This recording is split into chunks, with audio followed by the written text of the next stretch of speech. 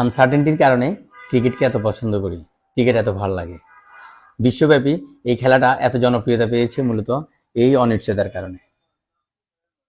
খুলনা টাইগার্সের পক্ষে যদি কথা বলি তাহলে বলতে হবে 163 রান করেছে তারা, আর 20টা রান করলে অনায়াসে জিতে যায় তারা।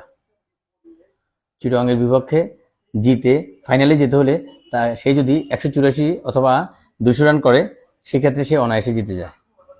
আর ঠিক এই মুহূর্তের পরিস্থিতি এখন যেটা 15 ওভার শেষে যেটা মনে হচ্ছে যে 164 রান অনেক বড় টার্গেট, কারণ চিটাগং 105 রানে 2 উইকেট ছিল, আর এখন 122 রানে 7 উইকেট। কে যাবে ফাইনালে, বরিশালের সাথে কে খেলবে ফাইনালে সেটা বলা মুশকিল, সেটা সময় বলে দেবে। আর 3-4 ওভার পরেই এটা ক্লিয়ার হয়ে যাবে।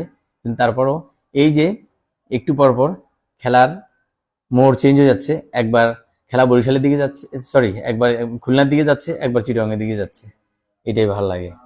এই জন্য ক্রিকেটটা এত এনজয় করি। দেখতে থাকুন শেষ পর্যন্ত ফাইনালে কে যায়, চিটাগং না খুলনা।